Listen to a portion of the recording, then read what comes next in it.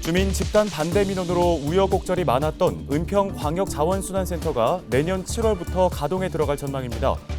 광역자원순환센터는 재활용 선별시설로 폐기물 처리시설은 지하에, 지상공간은 주민 편의시설이 들어섭니다. 마포구 소각장 추가 건립을 두고 서울시와 주민 간 갈등이 심화되고 있습니다. 주민들은 입지 선정 절차에 문제가 있다고 주장하며 원점에서 다시 검토해달라고 요구하고 있습니다. 부동산 전문가 대부분이 올해 집값이 더 떨어질 것으로 전망했습니다. 부동산 돋보기에서 자세한 내용 살펴보겠습니다.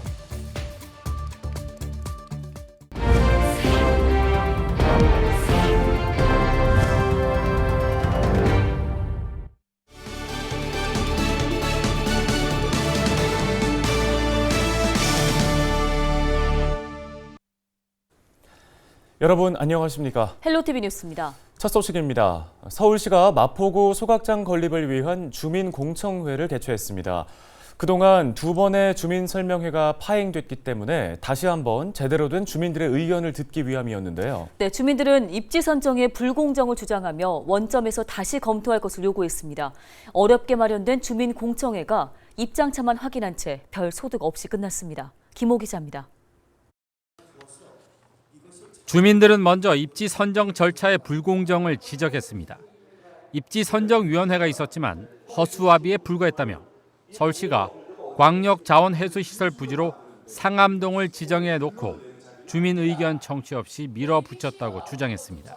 마포 구민만 희생해야 될 문제가 아니기 때문에 18년 동안 희생해온 거 저희한테 감사해야 되는데 불구하고 서울시는 이때까지 가만히 있다가 자기들 행정 편한 대로만 방향을 정해서 마포 상암동을 지정해 놓고 저기다 꽂아 넣자 이렇게밖에 저희는 생각이 안 됩니다. 위원님들이 의견을 제시를 하고 그거에 대해서 토론을 해서 최종적으로 결정을 내린 겁니다. 그러니까 쉽게 말하면 위원회는 허수아비처럼 도장만 찍고 사인만 하는 기관은 아니었고요. 어찌됐든 간에 독립된 어떤 구성이다 이렇게 좀 이해해 줬으면 좀 고맙겠습니다. 또 과거의 소각시설 증설은 더 이상 없다던 서울시가 이제 와서 말을 바꿨다며 주민들을 기만하는 행정은 더 이상 수용할 수 없다는 입장입니다. 여기 더 이상은 그런 소각시설이 들어올 그 증설을 시키지 않을 거냐 그랬더니 계획이 없다고 했습니다. 분명히 그랬습니다. 2006년도에. 그때 지금 와서 바늘도둑이 소도둑된다고. 2006년도에는 계획이 없었습니다. 그 당시에는 그 환경이 인구라든가 그다음에 쓰레기 발생량 그 추이로 봐서는 그때는 그 전에 지금 4곳 있는 걸로서는 충분했었습니다. 그렇지만은 2019년, 18, 19년도에 쓰레기가 계속 늘어나고 이런 거하고도 지금 우리도 계속 늘어나고 있지 않습니까? 이 같은 서울시의 말 바꾸기에 현재 운영되는 750톤 처리 시설을 2035년까지 운영 후 폐쇄한다는 계획 역시 믿을 수 없다는 주장도 제기됐습니다. 7,000톤에 750톤이 없어지는 각서를 쓰시겠다고요? 합의서를 쓰시겠다고요? 그렇다면 인근에 있는 난지재생물센터 일명 서울시 똥통입니다. 거기 20년간 지하하겠다고 약속했습니다. 서울시는 지금까지도 지켜지지 않고 있습니다. 새로운 1,000톤의 소각시설을 가동함과 동시에 중단하겠다는 서울시의 명확한 계획이 나오지 않으면 마포 주민들이 저는 그거 신규 소각장 건설 자체를 원천 봉쇄할 것입니다. 이번 공청회는 파행을 겪었던 두 번의 설명회와는 달리 차분한 분위기 속에 열렸습니다. 대신 마포구 소각장 추가 백지화 투쟁본부는 공청회장 인근에서 소각장 백지화를 주장하며 대규모 집회를 열었습니다. 서울시는 공청회에서 제기된 의견을 취합한 뒤 추가 공청회를 열지 검토하고 있습니다. 헬로티비 뉴스 김호입니다. 네, 쓰레기 처리 시설은 생활 필수 시설이지만 주변 지역 주민들에게는 기피 시설로 인식돼 건립 과정에서는 늘 진통이 있습니다. 네, 재활용 선별 시설인 은평광역자원순환센터도 주민들의 집단 반대 민원으로 우여곡절이 많았는데요.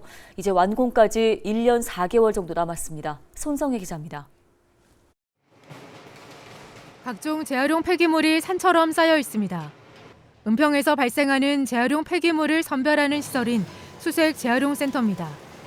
이곳에서 처리되는 재활용 폐기물은 하루 평균 55톤, 시설 기준 용량인 30톤의 2배에 달합니다. 30톤 하는 건데 지금 현재 약 한 50톤 이상을 해요, 매일. 그러다 보니까 사실 용량이 부족한 겁니다.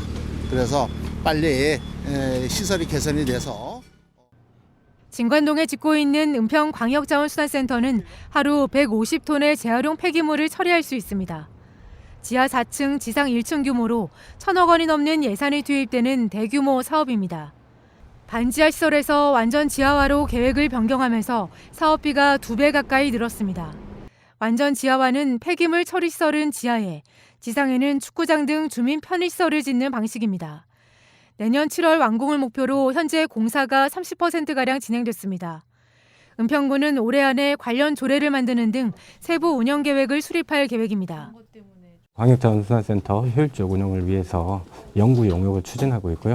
연구 용역은 6월쯤에 준공이 될 예정인데 그 연구 용역에 따라서 조례 제정 등 모든 필요한 행정 절차를 진행할 예정입니다. 은평광역자원수산센터에 들어서는 폐기물 처리 시설은 재활용 선별시설 1개와 적환시설 2개 등 총 3개입니다. 이 중 재활용 선별장은 마포구, 서대문구가 함께 사용합니다. 2026년 생활폐기물 수도권 매립지 반입 금지에 대비해 세 개 자치구가 지난 2018년 체결한 폐기물 처리 관련 업무 협약에 따른 것입니다. 다만 협약 내용 중 광역자원수산센터를 3개 구가 공동으로 사용하면서 은평구 생활폐기물은 마포구 소각장으로, 음식물 쓰레기는 서대문구가 운영하는 음식물 처리시설로 보내기로 한 부분은 난항이 예상됩니다. 서대문구 음식물 처리시설은 주민 반대 민원 등으로 2019년부터 운영이 중단된 상태고, 마포구 소각장 역시 추가 설치 문제로 지역 주민과 서울시 간 갈등이 심화하고 있기 때문입니다. 헬로티비 뉴스 손성혜입니다.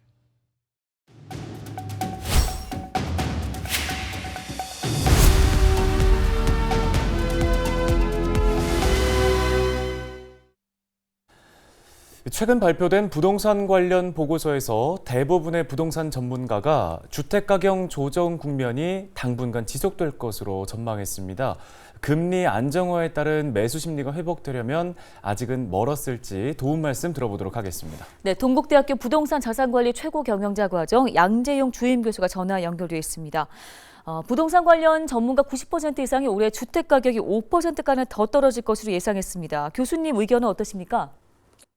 네, 시청자분들께서는 왜 5%라는 말이 나올까를 한번 주목해 보셨으면 좋겠습니다. 이 5%라는 말이 왜 나왔냐면 22년도 12월 달에 한국금융연구원에서 조사를 해보니까 금리가 1% 오르면 아파트 시장 가격이 5% 정도 떨어진다는 통계 데이터가 나왔습니다. 자, 그렇다면 전문가들이 올해는 한 5% 정도 떨어질 것 같아요 라고 얘기한 것은 금리가 1% 정도까지 정도로 오를 것 같아요 라는 말과 사실은 어느 정도 일맥상통한다고 볼 수 있습니다. 그렇다면 올해 안에 그럼 1%까지 과연 금리를 올릴 수 있을까? 사실 쉽지 않습니다. 최근에도 금리가 동결됐다는 얘기는 경기 침체 국면에 접어들기 때문에 이제 인플레이션도 어느 정도 꺾일 것 같고 경기를 살려야 된다는 거죠. 그리고 가계부채가 심각하게 증가하고 있기 때문에 금리를 계속해서 올릴 수가 없는 겁니다. 그렇다면 지금 시장에서 대세 하락이다. 이제 본격적인 대폭 하락이 더 남았다라는 그런 부정적인 의견도 있지만 사실 저는 개인적으로 조정 국면으로 저는 생각하고 있습니다. 최근에 너무 급작하게 급등한 가격에 의해서 이제 많은 그 매수자들이 그 가격 부담이 큰 거죠. 근데 가격 부담뿐만 아니라 금리가 오르니까 이자 부담도 크고 또 급매물이 나오니까 더 떨어질 것 같은 그런 시장 그 분위기가 얼어붙은 것이기 때문에 저는 이제 이게 계속해서 좀 과거에 폭락으로 떨어지거나 그렇게까지는 가지 않을 것 같다. 금리가 어느 정도 일정량 멈추고 주춤하는 시기이기 때문에 경기를 살리려고 진정을 하다 보면 사실 부동산 경기도 살려야 되는 거거든요. 그래서 바라볼 때 5%, 10% 얘기가 많이 나오지만 좀 조정 국면을 가지 않을까 하는 게 제 개인적인 전망입니다. 네, 지금 가격이 떨어질 만큼 떨어졌다는 인식이 생기면서 호가를 올리는 집주인들도 많아졌다고 하던데요. 목동 역시 재건축 호재 덕분인지 매매가 좀 활기를 띠는 모습인데 서울 이렇게 일부 지역의 상승 거래는 일시적인 현상이라고 봐야 할까요? 네, 사실은 이거는 어떻게 보면 정부 정책, 특히 부동산 규제 완화 정책과 직결된다고 좀 볼 수 있을 것 같습니다.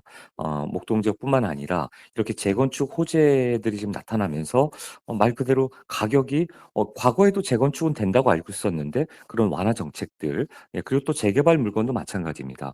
재건축 재개발 물건들이 지금 시장에서 처음엔 주춤하고 가격도 좀 떨어졌었습니다. 그러나 정부가 계속해서 부동산을 살리기 위해서 규제 완화 정책을 뭐 거의 다 지금 했다고 볼 수 있어요. 단 DSR 이쪽 부분만 남기고서는 가계부채에 대한 우려, 어떤 그런 우려 사항을 염두에 두고 나머지 것들은 정말 계속해서 곡간을 풀듯이 풀고 있습니다. 그 얘기는 결국 시장이 이 부동산이 가격 자체가 부동산으로 인해서 경기가 전체적으로 침체를 또 맞으면 안 되기 때문에 말 그대로 연착륙을 시키려고 좀 노력을 하는 거죠. 이게 좀 더 막 가파르게 어떤 부정적인 사람들 말대로 아직도 뭐 50% 더 떨어져야 된다, 40% 더 떨어져야 된다 이런 패닉을 조장하는 말에 시청자분들이 너무나 이렇게 거기에 동조하실 필요는 없으실 것 같습니다. 왜냐하면 시장이 그렇게 이제 가격 자체도 더 떨어져야 된다는 분이 있는데 사실은 아까 말씀드린 대로 호재를 안고 있고 뭔가 미래지향적이고 향후에 정말 이 헌집이 새집될 때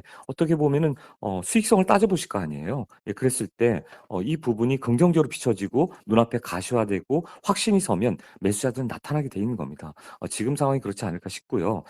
이제 집을 가지고 계신 분들은 더 떨어질까 봐 과거에는 급매물도 내놨지만 이제는 걷어들어가는 그런 현상이 나타나는데 그렇게 일시적이라고는 보지 않습니다. 왜냐하면 재건축에 대해서 정부가 강력하게 드라이브를 걸고 또 조합원들에게 과거에는 주지 않던 어떤 혜택을 다시 하나씩 둘씩 풀어주기 시작하면 예, 이제는 좀 달라드는 거죠. 뭐 과거에 리모델링 붐이 일어나서 리모델링 막 확산되듯이 또 지금은 이제 재건축을 통해서 특히나 일기 신도시 같은 경우에는 예, 적어도 올 또 상반기에 뭔가 또 뉴스가 나오기 시작하면 자 일기 신도시를 또 어떻게 보면은 이제 계기로 새롭게 또 이런 또 분위기가 새롭게 좀 좋게 긍정적으로 좀 다시 반응되지 않을까. 더 크게 폭락한다기보다는 그 반대쪽으로 갈 것 같다는 생각을 합니다.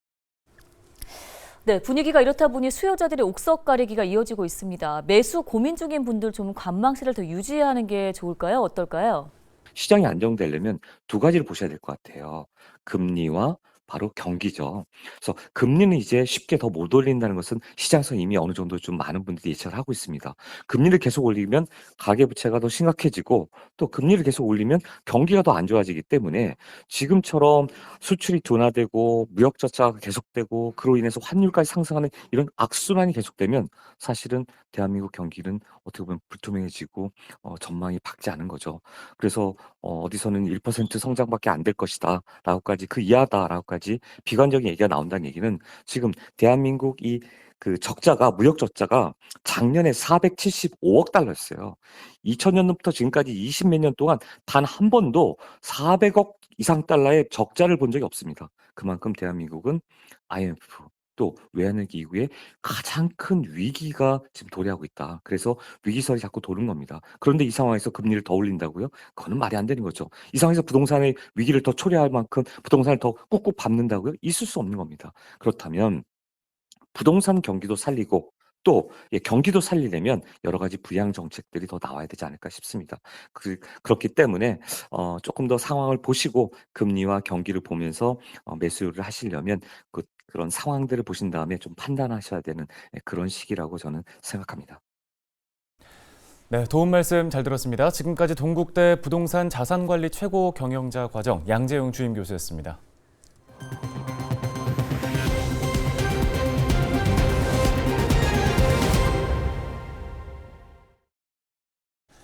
다음 소식입니다.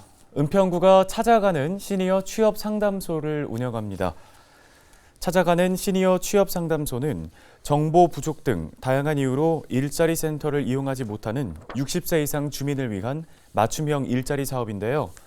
은평구는 동주민센터 16곳을 순차적으로 돌며 매월 첫째, 셋째 주 목요일에 재취업을 희망하는 어르신들을 만나 취업 정보를 제공할 계획입니다. 취업 상담을 원하는 주민은 주소지와 관계없이 가까운 주민센터를 방문하면 되며 동주민센터별 운영 일정은 은평 어르신 일자리 센터 홈페이지에서 확인할 수 있습니다. 오늘 준비한 소식은 여기까지입니다. 네, 시청해주신 여러분 고맙습니다.